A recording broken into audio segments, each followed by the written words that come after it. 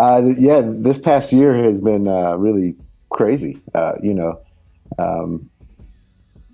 was supposed to be back in the States in April, and we were in Vietnam. Got here in February, and the world started going crazy. And so we started chilling here. They closed the border. We decided we were going to stay, and it's been a good decision. We've been pretty safe here, and this year for me has given me a chance to really focus on music. Wrapping up the Stone Giant project and a couple other projects, and so it allowed me to sit still long enough to make some things manifest. To focus, and I was reminded of what was important in music is high on my list. The quarantine experience, man. For me, I guess it's kind of weird because even before the quarantine, I was quarantined. I think like the past probably 5 or 6 years, I kind of felt like I needed to disconnect anyway. So I think I was already like in my own bubble in kind of a sense, but I was still, kind of connected. I still hollered at my neighbors and did stuff like that, But I think, I kind of knew what was up. When I first saw the first news, I kind of knew it was time to like batten the doors. And it was really bugging my brain that nobody else was really paying attention or, seeing these signals, So I'm sitting in my room like, man, why am I the only one seeming to start to feel terrified? So I don't know, man. I think like just over the process, I think I tried to find different ways of like trying to like push like some of the feelings probably to the back burner of like feeling negative or feeling depressed. And you feel free to edit this, but just going through like these weird like fluctuations of trying to find positive things to pull from.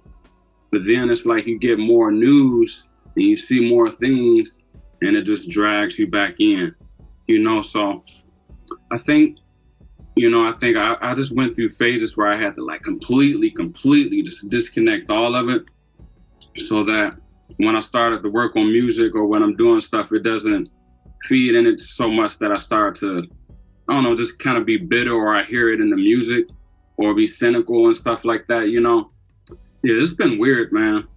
Like I'm a mental dude as it is.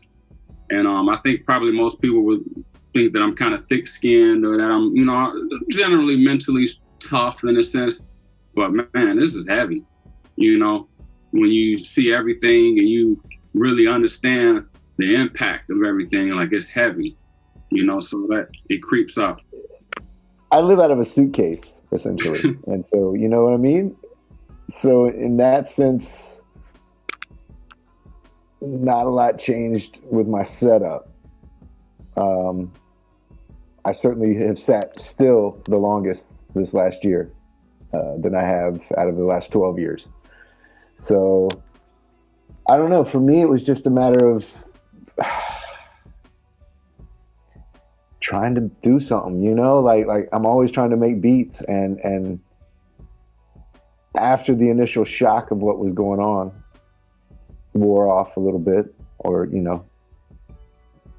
got a little less panicked about it, then I started like, man, I need to make some beats, man. What am I going to do? Just doom scroll all day? Like I need to do something. So